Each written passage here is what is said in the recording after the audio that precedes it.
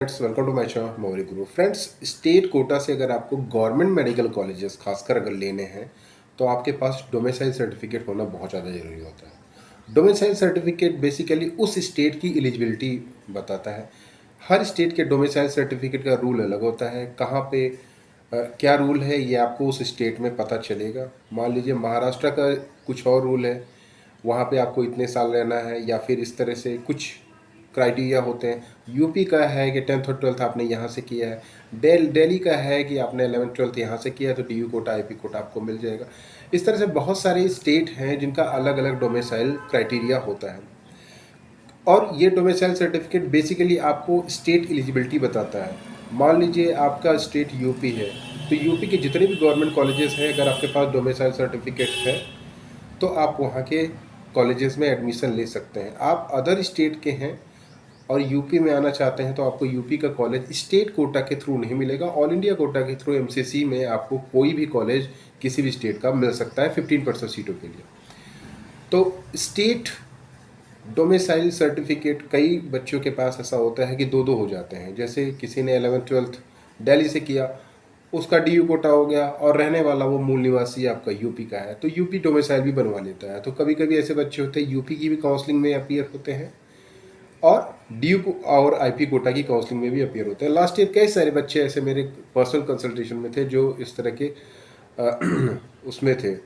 Actual में यहाँ पे क्या होता है कि जैसे 630 या 625 630 पे बच्चों को जनरल में सीटें नहीं मिलती हैं दिल्ली में, तो वो फिर स्टेट कोटा के थ्रू यूपी में अप्लाई करते हैं, मॉपअप में अप्लाई करते हैं या फिर सेकेंड राउंड में अप्लाई करते हैं और वहाँ पे सीटें ले जाते हैं।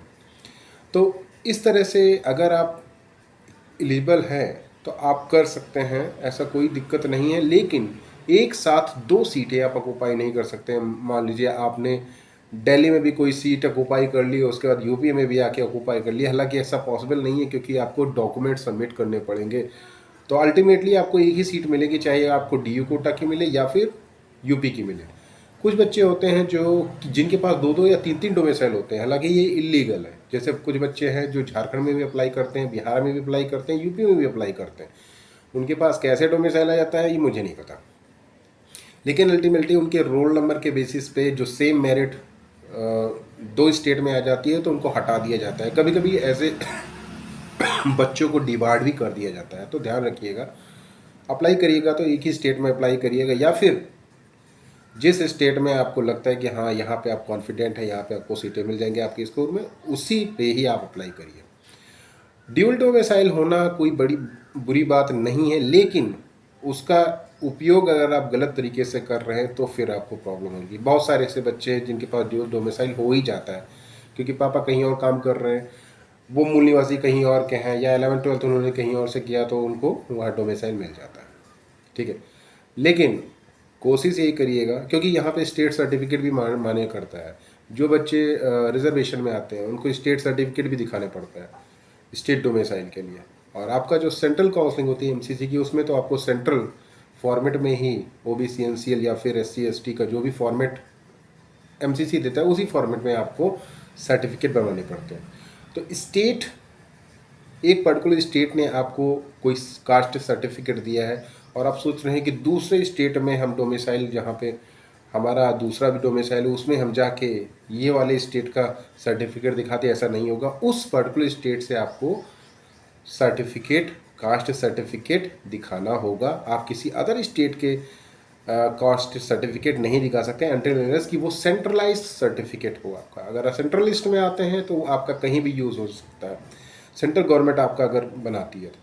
लेकिन स्टेट गवर्नमेंट अगर आपको सर्टिफिकेट दे रही है और आप सोचें कहीं और यूज़ कर ले तो ऐसा नहीं है, क्योंकि बहुत सारे ऐसे स्टेट है जहाँ पे कि डिफरेंट डिफरेंट कास्ट होते हैं और कुछ कास्ट ऐसे होते हैं जो कि स्टेट में ओबीसी होते हैं, लेकिन आपका जब एमसीसी की काउंसलिंग होती है, सेंट्रलाइज काउंसलिंग होती है, वहाँ पे जनरल कंसिडर किए जाते हैं। तो इस तरह के बहुत सारे केसेस हैं। लाइक उड़ीसा में भी कुछ ऐसा केस है कि जो बच्चे यहाँ पे ओबीसी कंसिडर किए जाते हैं वो वहाँ पे जनरल कंसिडर किए जाते हैं। इस तरह से हालांकि जनरल और ओबीसी कंबाइंड यहाँ पे उड़ीसा में इनका रिजर्वेशन होता है। तो कहने का मतलब है कि अगर आपके पास एक डोमिसाइल है, अगर आप यूज़ करना चाहते हैं तो वही यूज़ करिए। अगर आप दिल्ली वाला केस है कि आपने 11th-12th वहाँ से किया तो डी कोटा भी अप्लाई कर सकते हैं। डॉक्यूमेंट की मेन प्रॉब्लम होती है, अगर आप डॉक्यूमेंट, क्योंकि डॉक्यूमेंट आपके सबमिट हो जाते हैं, कस्टडी में हो जाते हैं अगर आप सीट ज्वाइन कर लेते हैं, तो अदर काउंसलिंग में वैसे भी आप नहीं जा पाओगे। तो कोशिश यही करिए कि एक काउंसलिंग में अपीयर होइए। दैट्स